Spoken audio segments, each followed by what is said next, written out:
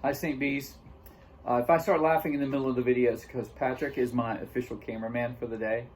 He's really good at typically making me laugh. But I wanted to take a couple of moments of your day just to check in and have a chance in the middle of the week to see how you're doing, and also tell you a couple of things that are going on around the parish. I'm grateful to all of you for watching these videos, to reading my emails over the last few weeks, especially since the pandemic began and we got locked down for a while. For that opportunity to touch base and have a connection with you every week has been invaluable to me, and I hope it's been meaningful in some kind of way to you as well. Today, in fact, over the past few weeks as I've been writing these emails, I've noticed that the things that I talk about have fallen into a couple of topics, both of which usually begin with R, either reopening for worship, public in-person worship, or something related to race in America. And so I want to touch base on both of those today, rather than sending a whole email. But first of all, the reopening part, we have had really increasing crowds that are able and willing and interested in coming to worship at our midday Eucharists every weekday at 12:15. And so that's been really fun to begin to meet together again, to make our communions and to pray together and celebrate. Same thing for the 8 o'clock. We've had 2 weeks in a row on Sunday morning, 8 o'clock in the gym, where we've had all of the slots for signups have been filled, and that's a real it's great just to see faces and families back worshiping together again. So beginning in July, we're gonna, if conditions remain the same or continue to improve, we'll bump that number up to 25 at the beginning of July, and have 25 slots for signups for the weekday masses, and then also for 8 o'clock on a Sunday. The reason that we're not doing one for 9:30 yet in the nave is because we're training a new audiovisual team, and as they get their feet under them, and as we learn this new camera that we got, which is going to, I think, really improve the quality of the stream, we need some space for that to happen. But as soon as we can, we'll also add to that one too, to create as many opportunities as we can for people to worship together. We've had 2 new life groups that we've started over the past, are starting.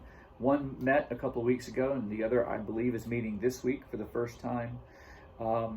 My personal life group meets outside our house once a week. We distance and we spend time together in person. So it's good just to be in the same place with each other again. So St. Bartholomew's is reopening. It continues to reopen. The other R, which is race in America, has been a difficult thing really for me to write about in some ways. But I'm excited to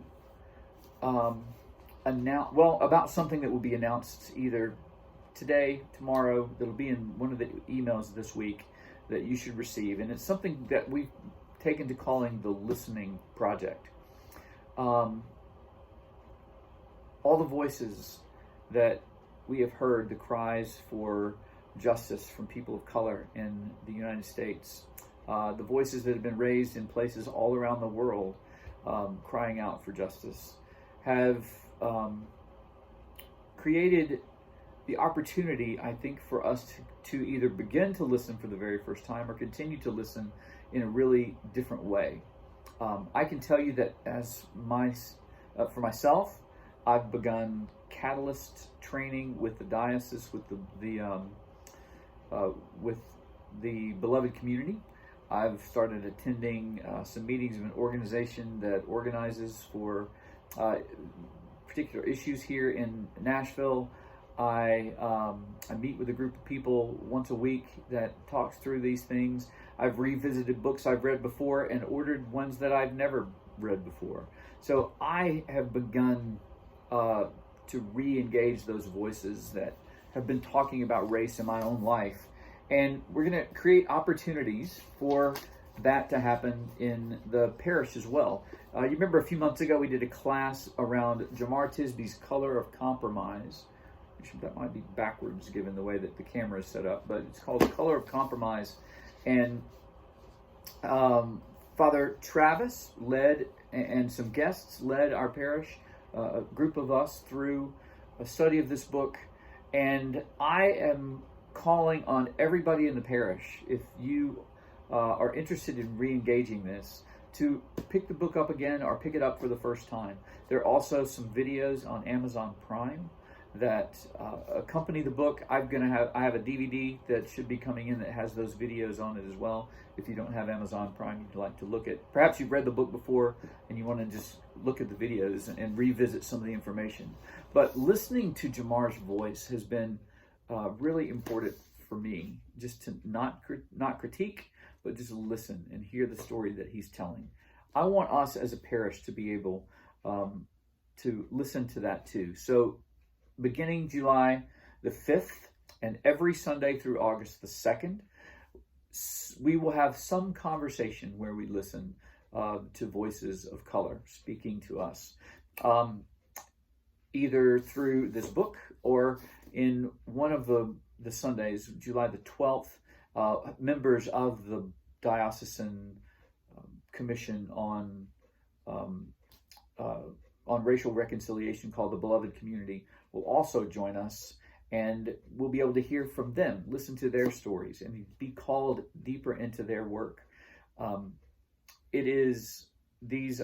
be Zoom calls or Zoom meetings that will continue, especially for those of us who are not able at this point to come out and come to in-person meetings. And I wanted there to be an opportunity for as many people as possible to gather and to listen to those voices as they speak to us. This is just the first, it's another step for St. Bartholomew's. I know many of you have already been on this road a long time.